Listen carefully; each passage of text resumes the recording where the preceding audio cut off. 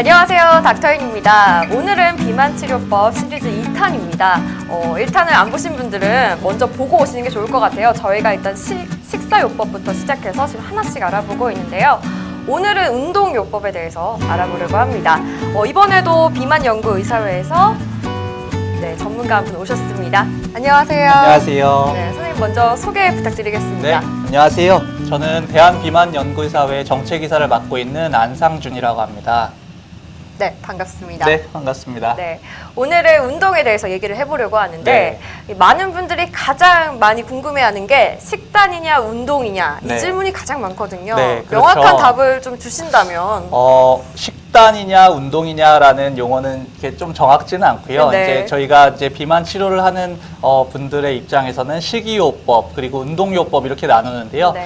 그냥 정답을 먼저 말씀드리면은 운동요법은 큰 효과는 없고요. 식이요법이 더 중요하다 이렇게 아시면 될 것 같습니다. 이것만 보고 끄실 수도 있을 것 같아요. 일단 운동보단 식사다 이렇게 얘기를 해주셨어요.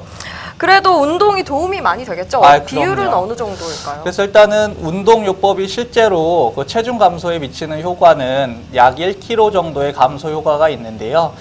예를 들면 아까 말씀드렸지만 식이요법과 운동요법의 비율을 이렇게 감안해 보면은 선행 연구해 보면은 식이요법이 8, 운동요법이 1 이렇게 8대1의 비율도 있고요. 연구마다 다르지만 9대2 이렇게 있습니다. 다만 운동요법이 단독으로 했을 때는 효과가 미미하지만 식이요법과 운동요법을 같이 했을 때, 같이 병행했을 때는 식이요법과 운동요법 8대1 이 플러스 돼서 9가 아니고요. 10 정도의 효과를 볼 수 있고요. 9대2라면은 11이 아닌 12의 효과를 볼 수 있겠죠. 그래서 운동요법과 식이요법은 같이 병행하는 게 매우 중요하다. 또 운동요법에 관심 있는 분들은 식이요법도 같이 관심이 있고요. 식이요법에 관심 있는 분들은 또 운동요법에 같이 관심이 있기 때문에 이런 것들이 따로 떨어져서 생각할 수는 없는 부분이다. 이렇게 말씀드릴 수 있겠습니다. 네, 식사가 더 중요하긴 하지만 그래도 큰 효과를 보려면 운동을 병행하는 게 좋다라는 말씀이신데요. 운동을 하면서 이제 궁금한 것들이 있을 것 같아요. 운동 일단 강도가 중요할까요? 시간이 중요할까요? 일단은 강도와 시간 둘 다 중요한 요소인데요. 조금 더 뭐가 더 중요하냐라고 물어보셨을 때는 시간이 조금 더 중요합니다. 그래서 이미 이제 연구들에서 밝혀져 있는 내용이지만 운동의 시간이 체중 감소에 미치는 효과가 좀 더 영향이 크다라고 이제 연구에 밝혀져 있고요. 다만 이제 운동요법은 시간과 그 강도를 같이 놓고 봐야 되는데요.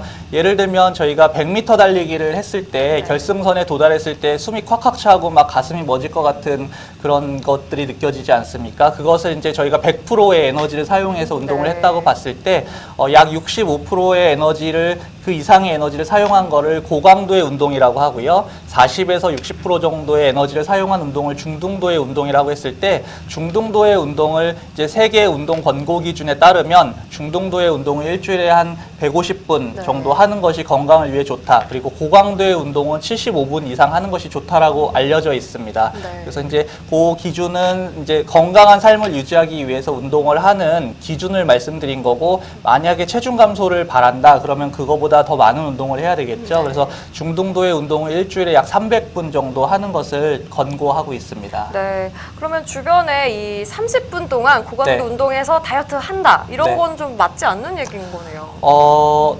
이제 꼭 그렇진 않고 이제 그런 것들이 엄밀히 얘기하면 개개인의 특성에 따라서 조금 다른데요. 사람마다 이제 BMI나 여러 가지 체중 그리고 이제 환자 혹은 이제 시청자분들의 어떤 개개인의 특성들이 다르기 때문에 꼭 천편일률적으로 이제 적용되는 부분은 아닌데, 이제 각각의 특성에 따라서 저희가 조금 그 전문가들의 조언을 받아서 이제 운동량을 결정하시는 것이 좋습니다. 네. 그리고 운동할 때 근력 운동과 유산소 운동 이렇게 있잖아요. 어떤 게 좀 더 효과가 좋을까 이런 고민도 하시거든요. 그럼요. 그래서 일단은 이제 젊은 분들은 근력 운동 위주로 많이 하시게 되는데 체중 감소나 건강을 위해서는 유산소 운동이 훨씬 중요합니다. 그래서 유산소 운동과 근력 운동은 적절히 섞이는 게 중요한데요. 다시 말씀드리면 근력 운동으로는 체중 감소가 거의 안 일어난다고 네. 보시면 됩니다. 다만 근력 운동을 하게 되면 린 매스가 증가하게 되고 지방세포가 감소하기 때문에 좋을 수는 있겠으나 네. 그런 것들이 네, 체중 근데 감소까지 잠시만요. 린 매스는 뭔가요? 아, 네, 몸 안에 네. 있는 어떤 그런 네. 근육량이라든지 아, 그런 그쵸. 것들을 이제 종합해서 이제 말하는 것인데요. 네. 그런 것들이 이제 건강한, 그러니까 체질이 조금 더 증가하게 되는 것이고 지방세포가 감소하게 되긴 하는데 그게 이제 체중 감소로 이어지기는 쉽지는 않다는 얘기이고요. 네, 일단 유산소 네. 근력 근데 하나만 해서는 안 된다는 그렇죠. 말씀이시죠? 예, 그래서 유산소 운동을 아까도 말씀드렸지만 지속적으로 가능하도록 하는 게 매우 중요하고요. 네. 다시 얘기하면 저희가 이제 운동요법을 사용한다는 거는 되게 중요한 얘기가 운동과 체중 감소, 운동과 비만을 이야기할 네. 때 정답은 없습니다.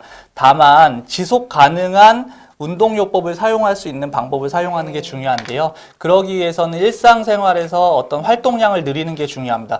백수들도 운동할 시간 없다고 하거든요. 네. 그만큼 저희가 운동을 위해서는 시간과 돈과 노력을 다 이렇게 들여야 되는데요.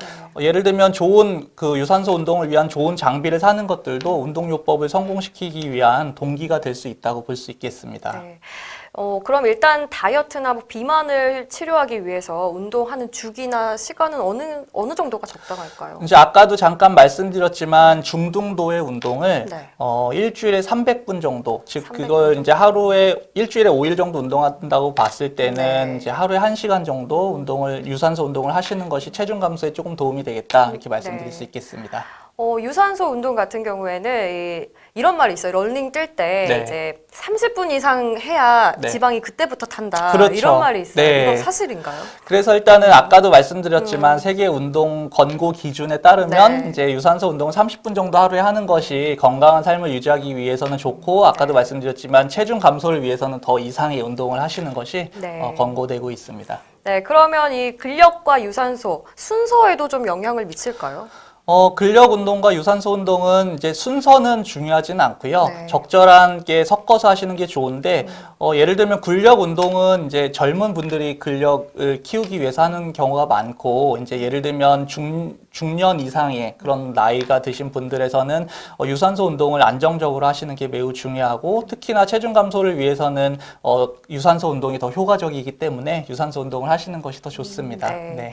그리고 이 공복 운동에 대해서도 질문이 많은 것 같아요. 네, 그렇죠. 공복 운동이 참 더 좋다. 아니면 근손실이 있을 수 있다. 이런 이렇게 찬반도 있기도 한데 네, 어떨까요? 공복시 운동에 대해서 이제 많은 연구들이 되어 있는데요. 물론 디베이트가 좀 있을 수 있습니다. 방금 전에 말씀하셨듯이 뭐 근손실이나 뭐 이런 것들이 있을 수 있다고 되어 있지만 기존 연구들에 따르면 많은 연구들에서는 공복시 운동이 어떤 지방을 태우는 효과가 있기 때문에 체중 감소나 이런 부분에 효과는 있다라고 되어 있습니다. 다만 네. 이제 예를 들면 당뇨가 있는 환자들에서는 이제 공복시 운동을 하였을 때 저혈당이나 이런 위험들이 있기 때문에 그런 특수한 그런 분들에서는 조금 주의가 필요하고요. 그리고 현대인의 삶의 패턴에서 봤을 때는 아침 일찍 운동을 하시고 출근하시거나 네. 그러니까 퇴근 이후에 운동을 하시는 경우가 많기 때문에 현실적으로 공복시에 운동하는 것이 쉽지는 않은 네. 게 현실입니다. 네. 현실적으로 어려운데 네. 그닥 그렇게 걱정은 안 해도 된다. 네. 당뇨 환자가 아니라면 네. 그런 말씀이신 특수한 거죠? 위험한 그런 케이스가 아니라면 공복 시에 운동을 하는 것이 뭐 체중 감소에는 조금 더 효과가 있다고 네. 볼 수 있겠죠. 그리고 운동을 열심히 하고 나서 뭔가 네. 좀 섭취를 해줘야 된다 이런 얘기도 있어요. 그렇죠. 어떨까요? 그래서 이제 운동 직후에 저희가 관리를 잘 해주셔야 되는데 운동 직후에는 이제 특히 아까도 말씀드렸지만 당뇨가 있는 환자분들에서는 운동 직후에 저혈당에 빠질 수도 있고요. 네. 혹은 운동 직후에 어떤 공복이 더 이제 보상을 위해서 더 많은 양의 음식을 섭취하면서 고혈당에 빠지는 경우들도 있습니다. 일반적인 분들에서는 이제 운동 직후에 적절한 수분 공급과 단백질 공급이 보충이 필요하고요. 그다음에 천식이나 심장 질환이 있는 환자들에서는 심한 격한 운동 직후에 발작이 일어날 수 있기 때문에 그런 부분들은 좀 주의가 필요합니다. 네. 이렇게 전반적으로 운동요법에 이제 네. 주의사항들을 살펴봤는데 네. 그렇다면 유산소, 근력 각각 조금 추천하는 운동이 있다면 좀 알려주시죠. 네. 그래서 유산소 운동은 이제 아까도 말씀드렸지만 개개인의 특성에 따라서 본인 편하신 거를 정하셔서 하시면 됩니다. 그래서 이제 걷기 혹은 달리기, 그다음에 이제 줄넘기나 수영 그다음에 자전거, 사이클 타는 거 이런 것들이 다 좋고요. 다만 이제 일반 그 시청자분들께서 관절이 안 좋거나 그런 분들은 좀 그런 것들에 이제 수영이나 이런 것들이 좀 더 좋겠고, 그다음에 일반 시멘트 바닥에서 이렇게 달리기 하는 것보다는 이제 흙이 있는 그런 부분에서 하는 것이 좀 더 좋겠습니다. 네. 그리고 이제 근력 운동은 이게 뭐 헬스클럽 에 가서 이제 우리가 트레이닝을 받을 수도 있지만 집에서 일상적으로 할 수 있는 것들은 이제 스쿼팅이나 네. 팔굽혀펴기 그리고 이제 그런 어떤 플랭크 자세를 유지하는 그런 것들을 번갈아 가면서 하면 그런 근력 운동에도 도움이 된다고 볼 수 있겠습니다. 네, 이렇게 운동 뭐 하는 방법까지도 알아봤는데요. 사실 운동이 정말 다이어트 효과가 없다 이래서 포기하지 마시고요. 이렇게 다이어트를 할 때 시너지 효과를 낼 수가 있다고 하니까 식단도 지키시고 운동도 이렇게 참고하셔서 하시면 좋을 것 같습니다. 오늘 말씀 감사합니다. 네, 감사합니다.